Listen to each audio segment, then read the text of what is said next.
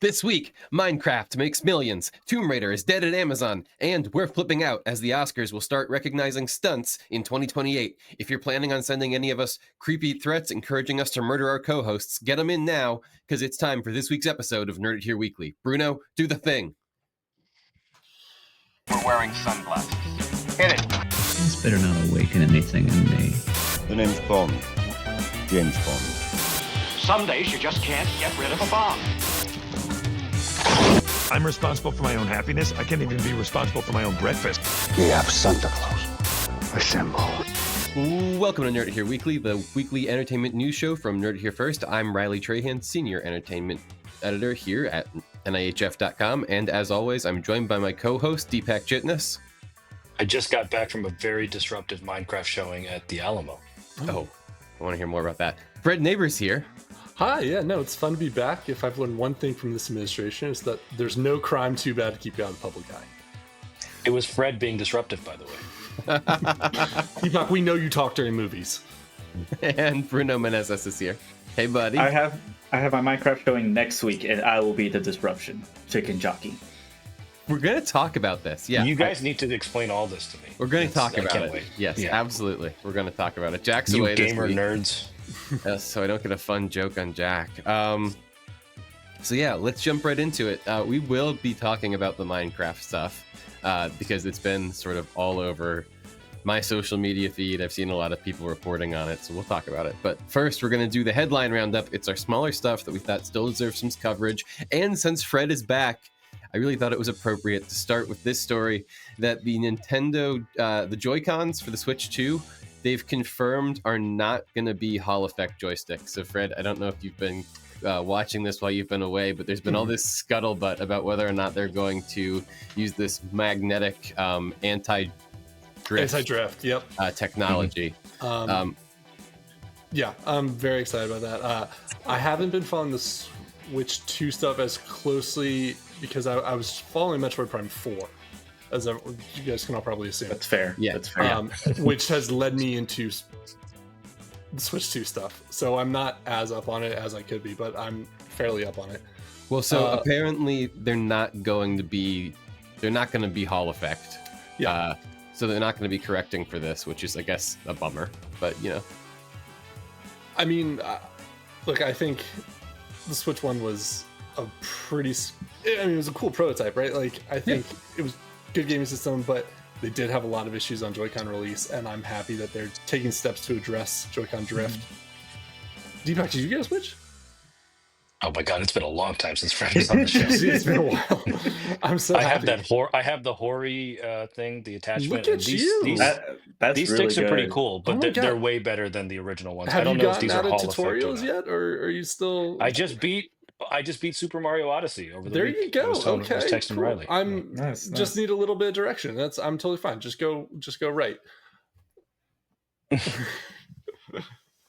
No, yeah, I'm just I'm just glad that they Apparently, right. Apparently, they feel great. That's what everybody says. There was all these Yeah. quotes from like the senior vice president.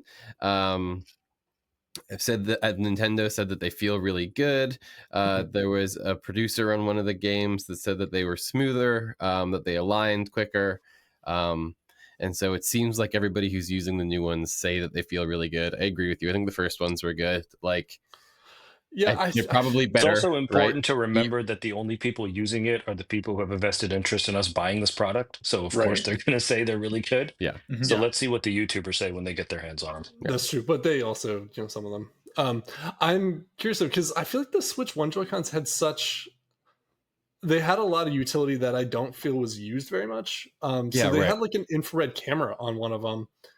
On the red one at the bottom. Yeah, which I saw one thing use it. I got my son one of those Nintendo Labo things, and you make a car, and you could like actually see out that infrared camera and drive the car. That was pretty cool, but I haven't seen it used anywhere else since. I don't know if anyone. I don't know everything about every Switch game, but I don't know. Have you seen the stuff about how you're going to be able to put your Joy-Con into cursor mode now? And you can. Are you excited about that as our resident PC gamer guy? So here's the thing. No, actually, because if I want a PC game, I'll PC game. This is what I If figured. I want to sit on a couch, I figured. Yeah. Why would I sit at a desk to play the Switch when I can sit on a couch? Meanwhile, here I am already planning on buying Cyberpunk 2077 for the third time in my life. Why use that cursor is- mode when mouse does trick? These are buying it again is always an exciting proposition. I like rebuying a game. It's always a fun excuse. But yeah, no, Fred, I'm not surprised to hear you say that. I kind of figured that a lot of people who were in the PC zone weren't going to be like, oh, finally, my opportunity to get into having a Switch. Like, no, yeah, like I'm not going to bring like a mouse pad to my couch so I can do it on like. We'll see. Yeah, just speaking of tech that's never actually going to get used ever. Yeah, no, I agree. It's.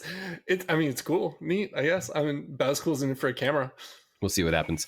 Next up in the roundup, guys, we were joking a little while ago because Hideo Kojima really wanted to direct a Death Stranding movie. We knew that wasn't going to happen, but we were interested to see where the Death Stranding project went. Well, here we are. Helmer Michael Sarnowski, who directed A Quiet Place Day One, who also directed the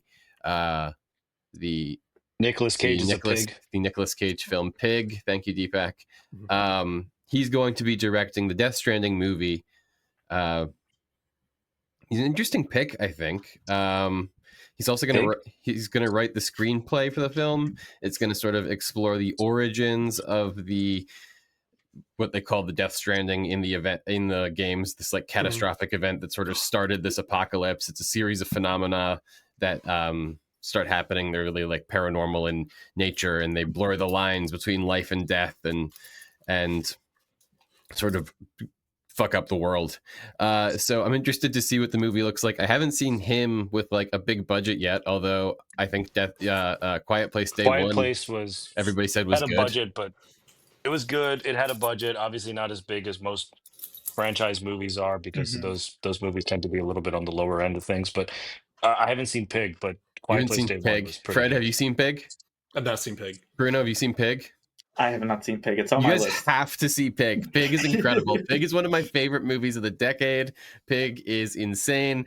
Pig is a movie in which Nicolas Cage plays like a chef in the Seattle like high cuisine scene who like got out. And in like a very John Wick-esque turn. It says got out like he was in the mob. Well, this is the thing. In like I this very understood like getting out of the closet.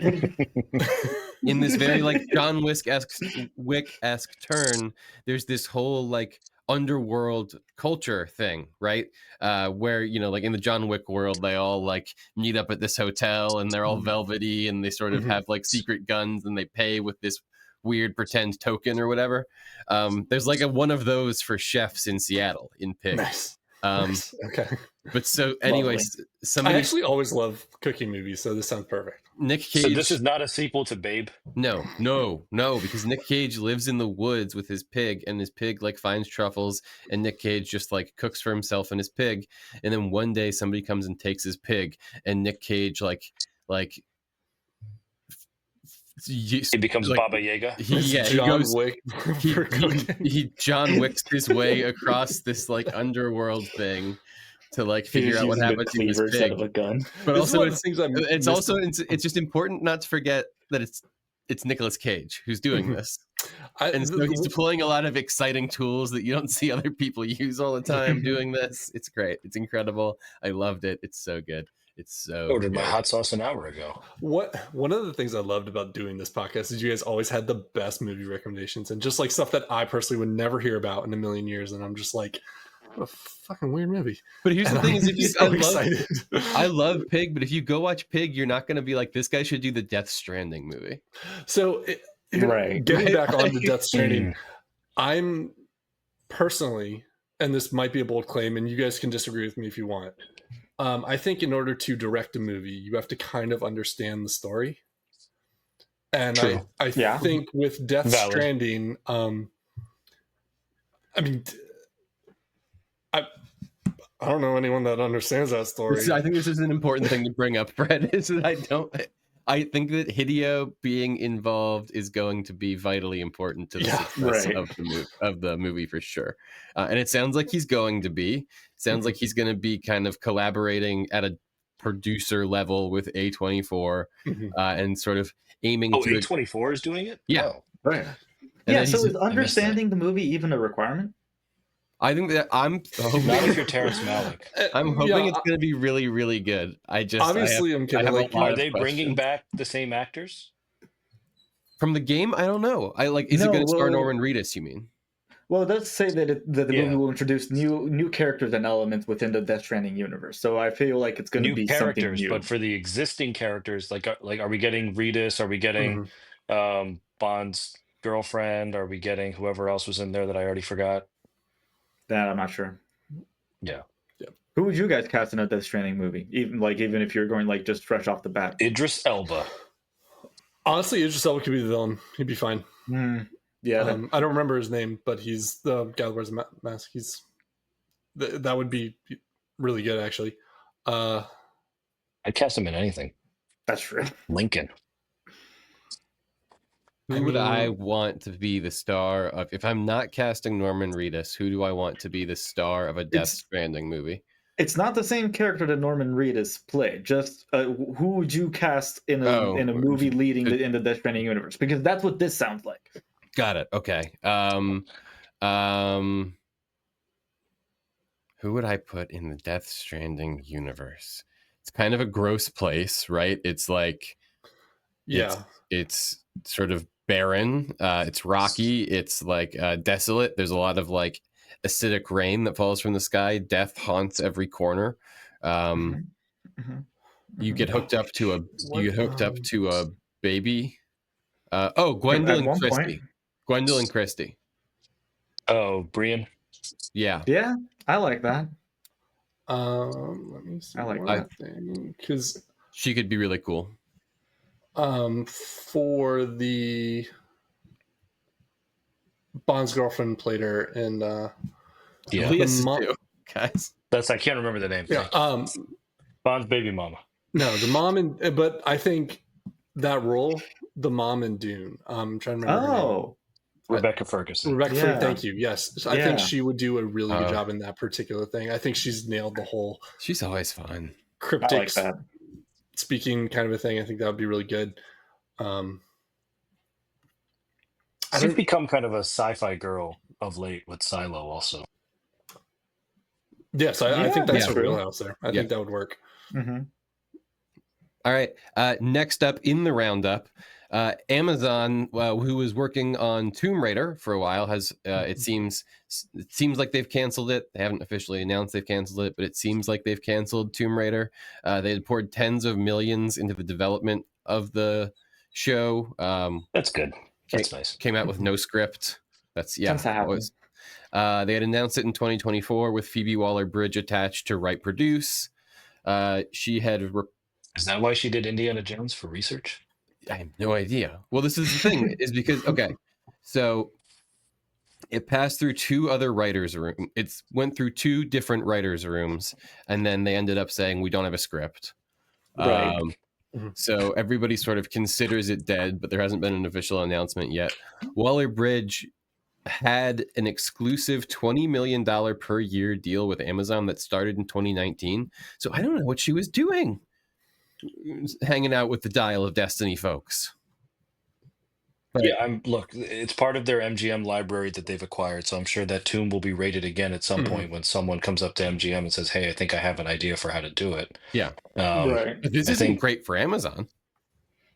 It'll be fine. Tens of millions of dollars It is toll booth change to them. It doesn't matter. Yeah, it is also like one L against like a lot of W's that they've been getting lately in terms of like just content in general.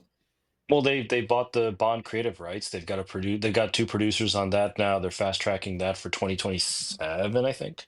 Any series they come out is like pretty much a hit off the bat, like Invincible, Fallout, The Boys, Fallout. They're doing pretty good in the adaptation department, which is pretty surprising. Fair enough. That's good though. Yeah. Well, we'll see. I don't know. I don't love pouring that much money into a thing and then coming out and saying we can't even figure out what the concept. Like, it's Tomb Raider. It's not rocket science. Yeah. You can't. Why not just do the game again? Yeah, it can't be that hard, right? Right. Game also in development, no release date. Crystal Dynamics, Unreal Engine 5. No details known. Excited to get that whenever they do announce more information about it. Speaking of excited for more information, also in the roundup this week, sounds like Legendary wants Robert Pattinson to play a new role in Dune 3. That's pretty exciting. Give me my ticket, please. Who would he be? Our Dune people. Who would he be? So it sounds like he would be Skittily, who is the antagonist of Dune Messiah. Which would be the third movie, right? So we're doing The King again, Chalamet versus Patty. Yeah, he's a face dance. Yes, right, exactly. I love to speak your galactic comment. Just a quick side. I found out the other day that the poster for The King was a picture that they took while he was taking notes from the director, like in between takes. And they're just like, this would be cool for a poster. And then they use it for the poster. Huh. I love Just when a they quick do side. that with like general production stills. Like we got the Denzel Washington highest to lowest thing. And it's just him on the subway. Yeah. That they Yeah. probably just took. Yes. Right? It's like, yep, this is our first look at him from the movie. Like, okay, cool. Oh shit! Hey, the production said we really, really need something. Can we just really quick? Well, Jimmy just took that picture on the subway the other day, so why don't we just use that?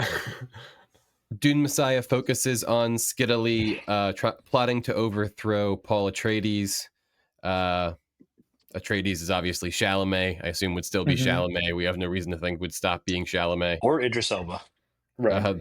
Idris Elba would be really good for that, actually. Just we don't. No comments from Legendary or Pattinson's representatives about whether or not this is happening. Right now, we do have Zendaya, Florence Pugh, Anya Taylor-Joy, Jason Momoa apparently returning despite his death on screen, which we love. If you know, you know. Yep. We're getting Llewellyn Moss and Anton Chigurh back, or do we not know that yet? No. How are we going to fit another Skarsgård in no there? spice for old That's men. what I want. We need to find a way. We need to Spice. find a way to get the next one in. Pattinson's staying busy, by the way. Yeah. The drama with Zendaya, Odyssey with Nolan, Die My Love with Jennifer Lawrence, Prime Time with Phoebe Bridgers. And he doesn't understand the scripts to any of them. Couldn't tell you a thing about the movies. He's got a new portable pasta thing that I think we should. I'm obsessed. God, would love to just get him in a room to talk about that for an hour. All right, finally in the roundup this week. Don't know if you guys saw this, but thought this was interesting for sort of this. This is like a stream I feel like we sort of follow on and off. Nintendo. Pardon me, I really need water apparently. That's all vodka in that bottle. Nintendo booted a popular VTuber whose stream was delisted because she was apparently playing with a hacked Pokemon cartridge. So stay with me here. There's going to be a lot of words that are from websites and such that are not common to folks in their, let's say early middle age. Don't draw away. This is just websites you haven't heard of. Stay with me on this journey. So, a popular streamer whose name is Usada Pecora had her stream delisted because Nintendo raised concerns about her using a potentially hacked Pokemon Emerald cartridge. All right, so you have some thoughts about that already, right? You're going, oh, well. Hacked in what way? Is she cheating? Is it like... Yes, right. That sounds like maybe she's done something wrong, but also I know that Nintendo is like in the past has been sort of, aggro about shutting these things down when maybe there's no bounds to. So tell me more about this. I have questions. Okay. So apparently during her March 29th broadcast, she explored several used Pokemon cartridges. So she just had like a bunch of used ones that she was going through, and she discovered one containing a rare old sea map. And the old sea map on this particular Pokemon Emerald, I think. Yeah, it was Pokemon Emerald. And so there's this 2005 event exclusive item that would grant you access to getting Mew. So there had been a version of this cartridge that you could only get at an event in 2005. So it seems like maybe that was hacked on there in some way, right? So she got this. She picked up secondhand this one that had like this code booted on there in some capacity. So that's not hacked. Oh, it's not hacked. That's an official release. She just got a rare one. Yeah, it's like a store exclusive. Yeah. Extra DLC content or Pre-order whatever. bonus. So initially, fans really celebrated the find. They were like, "Oh my god, I can't believe you pulled this." But then suspicions arose due to irregularity in the game's text, and people sort of just talking about the improbability of like this as a discovery in general, right? Right. Like, so make of that what you will. I don't know. I'm kind of with you guys, but again, I don't know a lot about the culture around this and stuff. So Hmm. anyway, all of this led to enough speculation that the cartridge may have been modified, that Nintendo cited streaming guidelines that prohibit unlawful content, contacted the website's parent company, and had the stream shut down. What is unlawful? That you can display the game or you can stream the game as Well, long as it's a legal copy of it, but if it's Can you not alter your own physical media? so Yeah, glad also, you guys yeah. asked. God, this never goes this well. I write out all these notes. We never get to my notes. You guys are like literally asking questions about my next sentence. I'm killing this.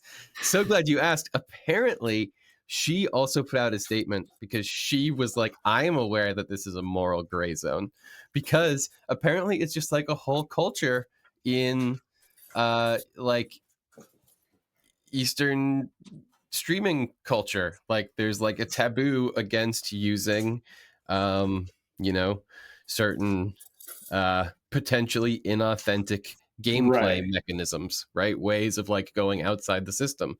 So she's like having to like cover her own thing as well. Apparently this is like so unorthodox. Like she's not benefiting from it. She's trying to like make up for potentially hurt PR. But like, if streamers use mods, like, I don't The know. thing is, I think with that, it's like they announced beforehand that they're using mods. In this specific case, like she doesn't know what she has, or yeah, at so least, isn't a crime dependent in most cases on there being intent to commit that? Like if she knowingly purchased or hacked it herself and then was streaming it, that's one Right. thing versus her unknowingly having bought something that was hacked already. And but she is presumably discovering the game as she's streaming it while playing, but right? how? I mean, look, if it's a pirated copy of the game, sure. But if it's like, no, Well, I bought a secondhand game. It had been modified.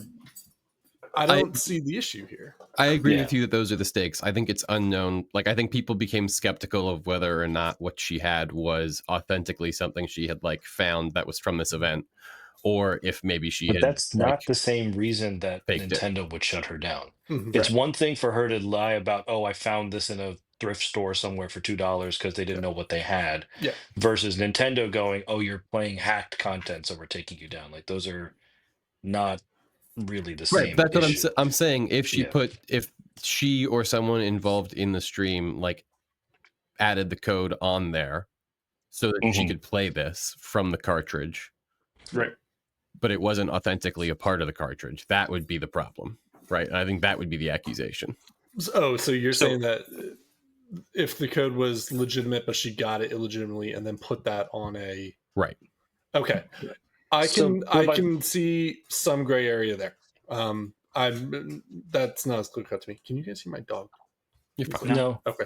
but I mean, by the same token, if I'm streaming Tony Hawk Pro Skater on N64 Mhm. and I'm doing the ZR C up, C down, B whatever like cheat code to get some unlocked player so I can have Mario skating or whatever. Mhm. Does that now make it a hacked game that No, Nintendo's going to I- come and so take down my stream? You're being open about the fact that you're doing that, and I think the other I would because I think there's two different things going on here. So in one, the cheat code is in the game already, and like you bought the game and all that, fine. What I think Nintendo is alleging, because this is the only thing that makes sense to me, and I want to make sure I'm getting this right. If you bought Tony Hawk Pro Skater and then somewhere along the line there was some other event that had Tony Hawk Pro Skater where they added in a new character only for the copies given out at that event, and then you somehow stole that code to do that and modified your copy. Mhm. Is that what I'm hearing? What is stealing that code? I mean, I For a don't know. game that's 20, I mean, presumably this event happened 20 years ago in 2005. What is their loss? I mean, sure, there's IP loss, fine, but I don't know. I I agree think with you on a Nintendo is certain. splitting hairs I here. agree with you that on a certain level, it's ridiculous for them to be like Yeah. worried about any of this. Yeah. What I are agree. you? What are you losing objectively? I'm grasping at straws to try to find some way for this to make sense to me. I think they've. I don't know why they've never been chill about this, but you know that's a whole other thing. Yeah. I Okay, thought they were getting better about it, but anyway. all right. We're gonna be Talk to Pal World.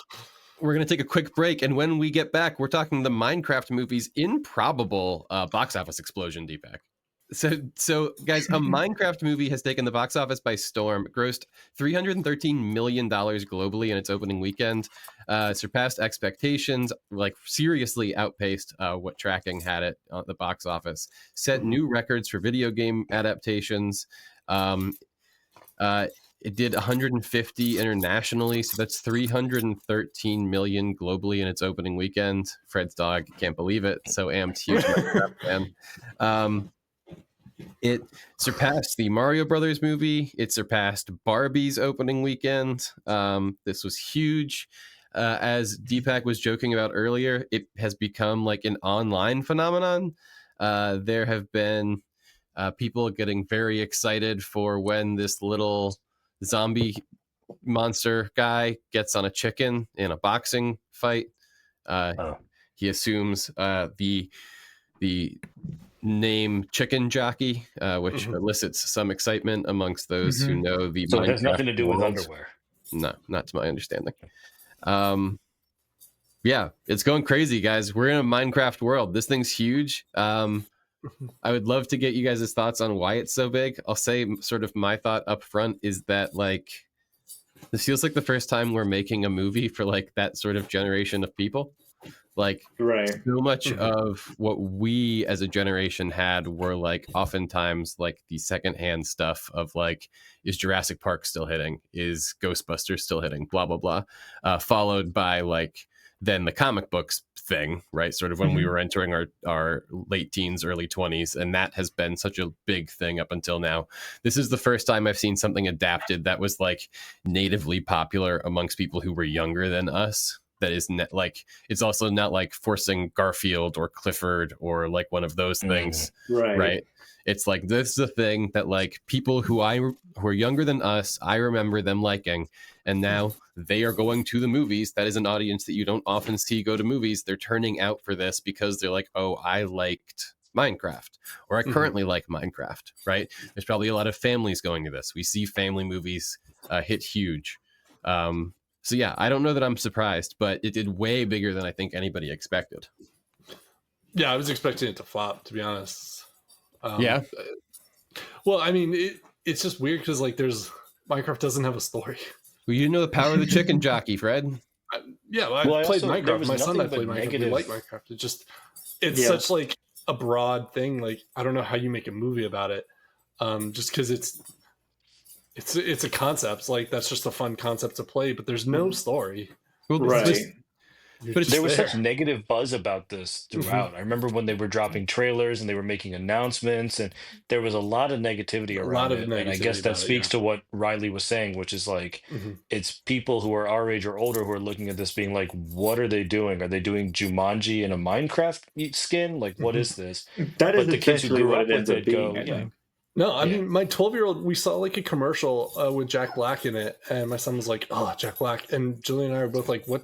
Do we hate Jack Black now? What's going on with Jack Black?" And it's because the Minecraft movie, and I'm like, okay,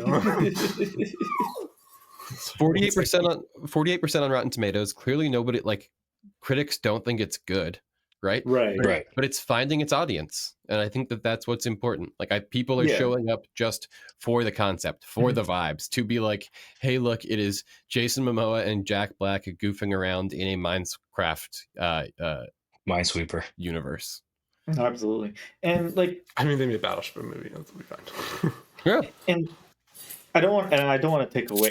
I don't want to really like take away from like their box office win or anything. And I'm not saying that this factored into like a majority of the box office, but I do know that like leading up to the release, Warner Brothers announced that they were going to be doing that whole like 4-minute sneak peek for Superman ahead of the Minecraft opening screenings, and very much in the same style of how they did for like episode 1 to Phantom Menace way back for Meet Joe Black. Mhm. which could have provided some boost, at least for opening weekend, but it wouldn't have been like that big of a boost. I just think Second it's something weekend's 80 like, million domestic so far, so yeah. people are still showing up. Mhm. hmm I just think it's noteworthy to just mention that. Yeah. Yeah. I don't know. It's been insane. I'm excited about it. I love its success. It reminds me of, do you guys remember the Minions thing? The Gentle Minions? That was Yeah. fun and exciting when hmm that was happening. Which the theaters got pissed off about, but I don't remember that being destructive the way this one apparently is. Right. Right. Agreed. This one, yeah, I have definitely seen videos of, but again, how much is that actually happening? Like, has that happened 3 times and I've seen it every Well, time? the reports that I've been seeing about like the police getting called to the theater seems very true. But what is it? They just throw popcorn? One of them in Utah, the guy brought a live chicken, which is ridiculous. Fine. But if it's just them throwing popcorn and There's going nuts at that one thing, I get that that's a dick move to the people cleaning up the theater. But do you remember when last week we were talking about Paramount and how they were telling theaters to like just be Yeah. better right. Yeah. experiences for the audience?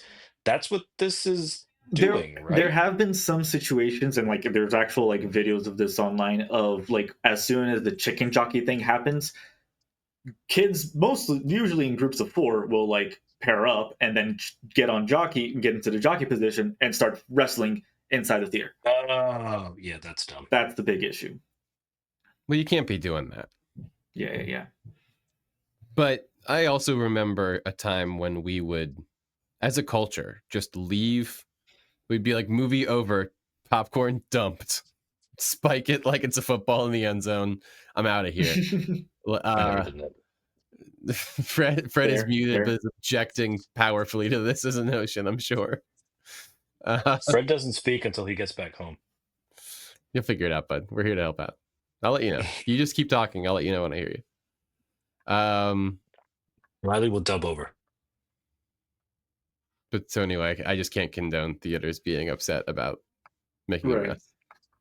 It's fine. People are Yeah, coming. they're buying their concessions. They're paying for the tickets. Yeah, no. I got nothing, Fred. All right, hold on. We're going to take this. Okay, that's sort of the end of anything I think we had to say about the Minecraft That's movie. also true, yeah. We're going to take a stop down. When we get back, we're going to talk about the stunts at the Oscars because we're trying to zip along here and we went long up front.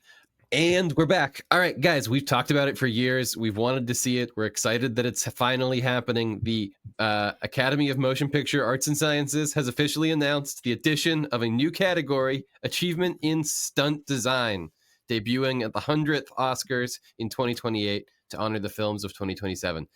Initial reactions, what are we thinking? You know How what? are we I feeling? kind of love this Late, but because welcome. CGI is getting so easy. So now, if you actually like do cool practical effects stunts, like you get recognized for it, and I'm good with that. I think that's fun. Yeah. Yeah, SAG has had this for a long time, best stunt ensemble or whatever. So it's like Fred said, in an era when things are becoming more digital and computerized, it's nice to recognize that there are, in a lot of cases, still actual stunt performers doing these, even if they're doing them in dotted suits against a green screen, so that they can have Gollum or whatever superimposed on them Right. afterwards. So it's good. It's a long time coming. I do want to know why the Academy changed from their stance for a long time, which was that if we make an Academy Award for stunts, it will incentivize people to do more and more dangerous stunts in an effort to chase the award. The same way that we have actors doing more and more dumb impressions of famous people to win Oscars, um, Salome, um, we will have the same problem here with stunts. Maybe what I had heard is that Gosling and the Fall Guy sort of campaigned and pushed them over the edge on this one. Mm-hmm. So it had been a long time coming for sure, right? So stunt performers have obviously always been integral in filmmaking, but their contributions out in their contributions to the bottom to the film have been overlooked in the past, especially in the award space. There's not been a lot of stunt awards given out during award season. Actors and performers and industry professionals have lobbied for a long time to try and get a stunt Oscar. included in the Academy Awards. David Leitch and Chris O'Hara had been at the forefront of this campaign for a long time, and I do think that the Fall Guy buzz a couple years ago really sort of helped them to sort of bring that momentum all the way to seeing this go through.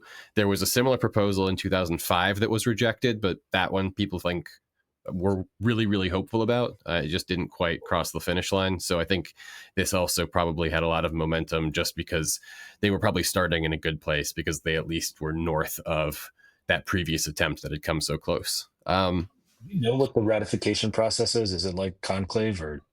I have no idea, to be honest, how you add a new category. I No, hope but it's something like I Conclave. saw That'd the be really cool. substance. Fred, did you see Conclave? You're the person. I did see the substance. I want your only time opinion see on one of the Conclave. movies we talked You about. did see The during Nothing Substance. with Deepak. Oh wow. Yeah, that was wild. That was wild. Did you That like The was, like, crazy. Substance? Yeah. It was- Yeah. It's really good, right? It's a good really- description of it. It's really good. Yeah. Really yeah. good. Absolutely insane. So, okay, I have some. If you guys have the Google Doc open, I'm looking at the category right now. What makes great stunt design? So I'm going to take us through some aspects of stunt design because that's what the category is, right? It's achievement in stunt design. So I thought that one might ask themselves, well, what is stunt design? So here I'm going to take us through some of the aspects of stunt design, and I have some examples of movies sort of called out. If you guys feel sort of moved or compelled to be like, oh, I know this movie pretty well, let me call out like here's a good aspect of stunt design in this movie, like something that I'm talking about here. You guys can maybe grab those. All right, let's jump in. So aspects of stunt design. The first one is story integration. So you don't just want like big explosive spectacle, right? Like you want this to you want big explosive spectacle that factors in to the emotional journey that your character's on, right? We've talked about a lot things in the past, like sword fights in Crouching Tiger, Hidden Dragon, all feel very like character driven and motivated in that way. It makes the action deepen character, and it raises the stakes, and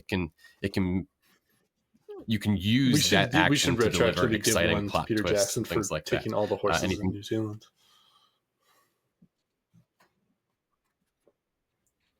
It's a great point. No. Anything jump out to you guys in sort of that category? Deepak, I feel like every movie you like is on that list right there. I guess an obvious inclusion in this one. Oh, sorry. Go ahead, Deepak. No, go ahead. I just an obvious inclusion in this one would just be the ones where like there's characters that are actual like stunt people and like the stunts are like part of the plot. Yeah, we've been seeing a lot of those lately, which is a fun way to get about it. Yeah.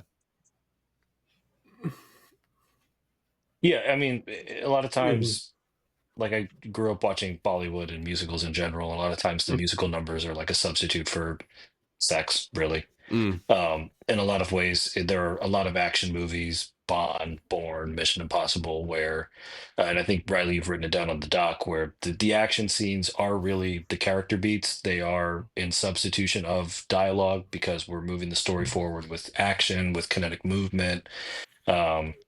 Your Casino Royale example is amazing.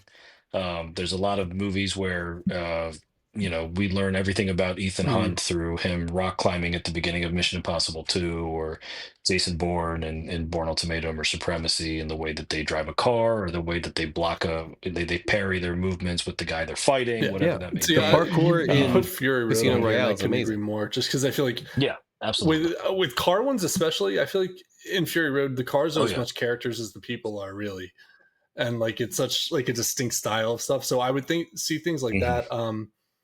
I could maybe pull out like the driving scene in the Italian Job with the Mini Coopers, just because I think that is such like the Italian Job has Mini Coopers, and just having a chasing with those, going through tight alleyways and things like that. I like that. Yeah, if they really pull that off, then awesome. Yeah. Chase scenes just in general always rip so hard. And even in some of the like more CG dominated ones, like Captain America, the Winter Soldier, like we learn everything about the Winter Soldier through his movements, as compared to like the most iconic part of that movie is him catching a shield, which is a stunt. Well, the next part that I Absolutely. have here, Deepak, is practical execution, right? Like you say, I think we're really attracted to when we see people execute a stunt like that, not using as little computer enhancement as possible, real stunts executed by professionals who really know what they're doing and who have been doing this for a long time. The thing that I always think about is in Dark Knight when they flip that semi truck. I forgot That's that just was really incredible. I thought that was incredible when I saw it in the trailers. That when I watched it, when they did it in the movie, I thought it was so cool. I've seen it so many times. I have seen Nolan like one up that move so many times in bigger and crazier The ways. Skyhook Skyhook thing real? in the same Movies movie. since then. Skyhook also very cool. Yeah. Right. Yeah. No, but like they Part picked of him it up was. with Yeah, a plane. they didn't dangle him above like. Oh, damn. on Yeah, the they didn't I like know fly that. him over That's the awesome. city, but they got him. Yeah, they pulled him out Yeah. of that. I would think that falls into They story pulled him out of pretty that well too. balcony Just, or like, whatever he was. Yeah. Batman pulling shit off like that. Yeah. Well, Mhm. definitely. I know in the upcoming Thunderbolts movie, Florence Pugh like legitimately does a base jump off of a skyscraper. Oh, I like how they were real giving the CGI. opportunity to quiz Fred on all this like podcast. No, like podcast lore stuff that we've all been stewing on. I That have you no haven't idea who been. the villain Fred, is. what do you think the deal is with Thunderbolts? What a weird power. I mean, think- Thunderbolt. Do you think they're okay? We think maybe they're gonna be the Avengers. Do you think they're the Avengers? Do you think they're I like mean- the West Coast Avengers? Do you think Like they're like it has an asterisk at What's the the end of the title, asterisk, right? damn it? yeah? I don't know. I don't. Oh, there was something over the weekend that Geraldine Vishwanathan is Songbird. Got it. Yeah, that makes sense. I mean, yeah, it is probably. She's wearing the Avengers, to be honest. Interesting. I don't know. I didn't We have even. so much to get through. I just thought really want Thunderbolt's to stop asterisk. down to talk Okay, about that's an odd choice, but I don't know comics well enough to say that that's wrong and they should be. I was just like, honestly Just an like- incredible perspective that we should all have. We shouldn't all They're be gonna be the obsessing new- over they're the gonna be the actors. new It's Turtles. just like so much healthier. Fred, I love this for you. I don't know, guys. Let's just wait and No, watch the movie, right? Like, I think this man. stuff's fun. I like speculating. It's just, yeah, no, I didn't even pick out that the asterisk wasn't supposed to be the end of Thunderbolt because I don't know Thunderbolts very well. Sure, fair enough. All right, Fred, I just genuinely wish I had your patience. back to the deeply patient man. That is true. Patient. I think it's nonchalance, but yeah. Back to the elements of great stunt design. We also have innovation and creativity. So, like for example, in The Matrix, right? Like that sort of became like a whole visual palette that ended up being applied, like the trench coats, the sort of like gun fu style wire work, like that became very popular in Western movies for a while after those movies came out, right? Like that was, I would say, a hugely successful feat of That stunt whole design. camera rigging for when Neo like dodges the bullets, like that's wild. Did you guys ever see the behind the scenes on that? Yeah, that whole circle around him. Yeah, that's Oh, yeah, It's like a whole thing around him. Yeah. yeah, that is Insane. very cool. I also really like one of you likes this. I can't remember which of the two of you is a big 2009 Sherlock Holmes guy. One of you liked that movie a lot. But I like, like the sequel way more. yeah. but like the slow motion fighting stuff that Guy Ritchie puts I'm in a Guy there, where Ritchie you fan, can to be like honest. Oh, see yeah. where the fight's gonna go, and then he and then he does it, and it's like very visually compelling. It's very exciting. You understand why the fight's going that way. It's very cool. All right, so what I have done is I have put together some lists of years when we would have had to have given out best stunt Oscars. We're going back in time. Absolutely. We're the Trans-Temporal Oscar Association. We give out the awards that are owed in the past. So here we are. I've just taken some years that I thought were interesting to talk about. Some of them are kind of duds. Some of them are like epic. And we'll go through and talk about which one we would award. So we're starting, we're going to start recent and we're going to go back in time. So we're starting in 2023. Here are the options for the achievement, the Academy Award for Achievement in Stunt Design. Your nominees are John Wick Chapter 4. That guy was 24. But anyway, sorry. Well, yeah, these might not be super accurate. The We'll find out. ceremony would be in 24. It's for the year 23, Deepak. If you need to be I'm saying the technical. movie came out in 24, but anyway. Oh, damn. Never mind. It was eligible. The Fall Guy Yeah. is our second one. Extraction 2, Indiana Jones and the Dial of Destiny, and The Creator. Any of those jump out to any of you guys as particularly eligible? I'm glad you brought up Extraction 2. I would have forgotten that. But now that you mentioned the 21-minute single take of the prison escape, yeah, that would be my pick out of those 5. I didn't see John Wick because I have better things to do. I think the only one I've seen is everything John else Wick. is I'm also trying to good. make sure this is Right. the right John Wick that I've seen. Is this the one where the motorcycle sword fight? Is that third? That's number 3. That's the third. Yeah, no. one believe that's the third one. on the bridge. No, this is Blonde. He probably does it again. They all do the same thing. This is Blind Donnie Yen and a really big staircase. This is, spoiler alert, John Wick dies. But Now don't his worry, they're dog doing a comes 5th back one. for It's revenge. fine. It's not Yeah, going I'll- to impact anything. I was Love out that. on Fall Guy Love solely that. for the narrative that they did behind the stunt work on that, and just like, yeah, it was like the driving force for the movie is like what they did with the practical stunt work in that. Yeah, Fall Guy you probably have to give it to, but I do have a hard time not voting for Extraction 2. But Yeah. like Yes. that feels sort of rude at a certain That's why I love point. doing this podcast. You guys always give me good movies. Yeah, Fred, see Extraction 2. Creator is fine. I don't know that it stands out to me. I like Creator more than Deepak did, I think. Yeah, I thought that was boring.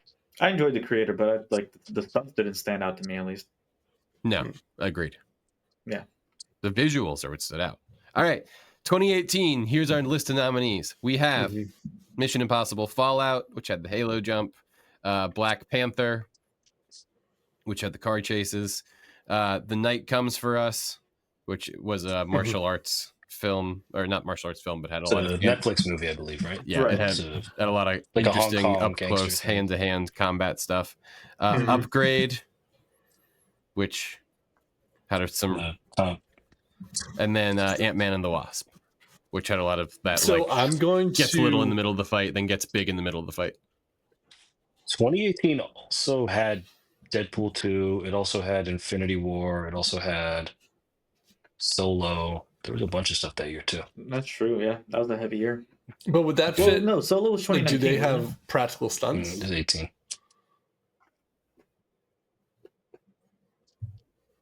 I don't know, but I would have thought fair Deadpool enough. 2 did because it's got the same John Wick. So out of the director who's been list doing that I've everything. got in front of Fall me, Guy, yeah. I'm gonna go out on a limb here I that don't you guys might remember not Deadpool agree 2. with.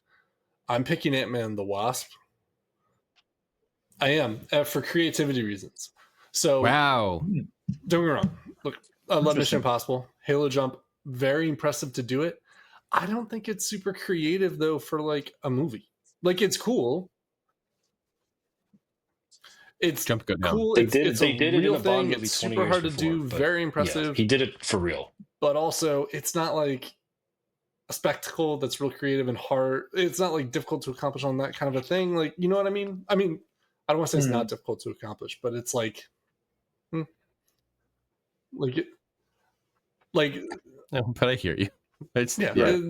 it's not a technically jump, complicated you fall thing down. to do. I don't suppose. People might be like, "Fuck you, Fred. You're absolutely wrong." But like, you know, Right. No, the real stunt there was not Tom Cruise jumping out of the plane necessarily. It was devising the helmet cam for the guy jumping with him to then be able to film him in 3 separate shots that they stitched together to make it look like one shot. Well, that's the thing is That's I'm not voting. I'm voting Mission Impossible. I'm The not voting helicopter. Mission Impossible for the Halo jump. I'm voting Mission That's a fair Impossible point. for the for helicopter. the helicopters. See, Yeah, I'm that's- voting Mission Impossible for the bathroom fight. That is the best part of the movie. Yeah. Hmm. Yeah. Reloading his arms. Yeah. That's where we get I the don't think infamous. this podcast has enough time for me. to Yeah. talk about Very Cowboy good. right now. Very good. Yes. Fred, are you excited? You come back and talk about it. We can How's have a everyone whole doing their segment. You Warhammer can 40K just journey, get out by your the way? thought. It's been a while. I'm Warhammer? assuming you all played Yeah. Space Marine 2 and you watched Secret Level. Yeah, you guys watched Secret Level. I had a guy at I went to I need to I went watch to that. I need to watch the Amazon show. I went to Out of Gen Secret Con and I Level? had a guy actively try and talk me out of it. No, out of Warhammer. I was like gonna buy the drug pieces, and addictions he are was like, cheaper. "I don't know, man. Might not be your thing." Well, that was a little Fred, bit. I'll shout out real quick that I jumped into Space Marine 2, but I just jumped in as in being like one of my first things That's into okay, bro. Warhammer, and I don't We'll be understand fine. anything that's going on. Gotta start somewhere. That world is too big for me to give you a starting Okay, spot. I've tried to explain it, and I'm like, I will ramble Exactly. on and on and on, and none of it will make any sense because it's just too big. It's just I have great. the GM book for tabletop, but I've never even like opened it. I'm in a very similar place there. All right, in 2015, we have Mad Max Fury Road, Mission Impossible, Rogue Nation. That's the one where he's strapped to the side of a plane. The Revenant, Kingsman, The Secret Service, and then Furious I 7. almost want to give it to the parachuting bear cars. attack in Revenant. It's got to be Fury Road. It's pretty like That's a close second, though. Yeah. Fury Road was just like I don't know how you beat Mad Fury Max. Road, but I also think is my. that's all like, isn't technical. You throw a bear in there, Yeah. and it's like, what am I gonna do?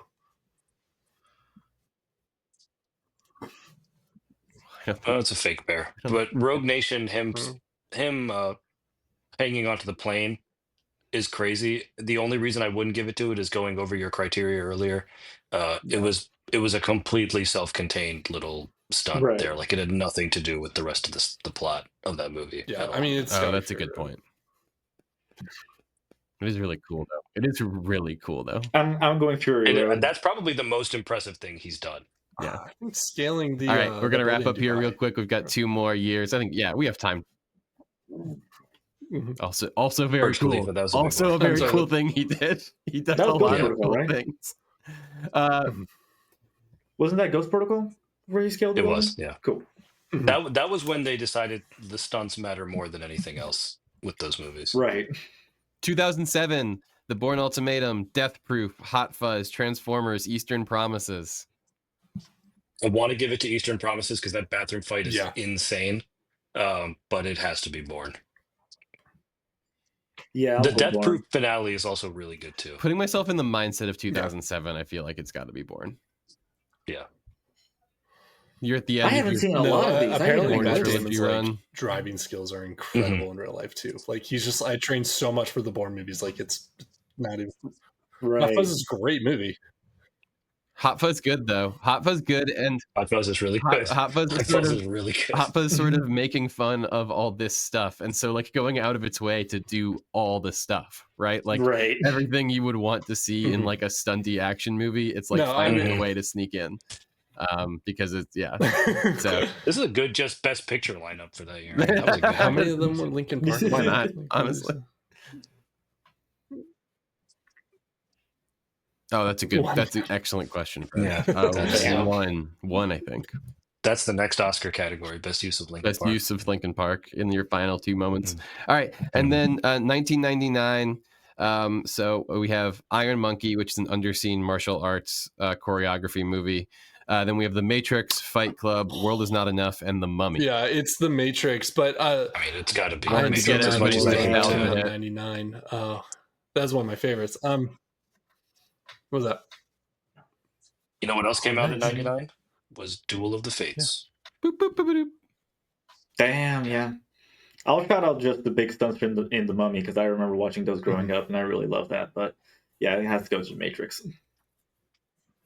Yeah, probably. The War's Not Absolutely. Enough had some bomb ass action scenes in it though. Oh yeah, With the helicopters with the chainsaws coming in and all that. Oh yeah. Brave Yeah, versus Mummy. that Yeah, was- no, that movie is The solid, Mummy. solid work. What's it called? To? Is it? No, I mean, I'm pretty sure the third this Mummy isn't the with Tom Brendan Cruise one? Fraser is the reason that CGI is not good. I would have awarded that one too. Oh, that's a good. Yeah. Do you think what the Tom I Cruise don't Mummy was know. missing was Dwayne Johnson? No, they did do a crazy stunt for that one though. What would that have been like to have those 2 guys? Dwayne can't lose, so No, contractually obliged. All right, right. let's get out of here. On the other side, pop culture recommendations. This has been Nerd It Here Weekly. Thank you so much for listening. If you're still around, we want to remind you to head over to our YouTube, youtube.com/nerditherefirst, where you can subscribe to get every video so you don't miss anything there. Or if you want to do it at our website, nihf.com, type in your email. There's a little box that pops up. You type in your email there. You'll get a notification every time we put out something new. And you'll be able to watch these episodes as videos there or get the link for your podcast feed, whichever one you prefer. You can. All right, now it's going to be time for pop culture recommendations. These are things we've been watching, reading, eating, playing, or listening to that we've enjoyed recently, and we think you'll like too. And this week, I want to start with Deepak. Geez. Geez, Rick. I beat Super Mario Odyssey this week, so I was playing a lot of that. I'm back on Let's Go Pikachu. I'm trying to find that stupid Sylph thing so I can get past Ghastly and the Lavender Tower. It's a bitch. But Oh god, that's there's where I so am. much that's come out since I've been Fair on enough. this. Fred? Space Marine 2's been a big one. I really like Secret Level, but what's been taking up most of my time right now is we just finished Ozark, and I know I'm late to that party, but really good. Oh, yeah. Yeah, fair enough. I gotta Bruno? get to that party still. I got two things to shout out. On one hand, last weekend was the last episode of White Lotus, season 3, and I got through all of that. It was a 90-minute finale, just pure chaos, start to finish.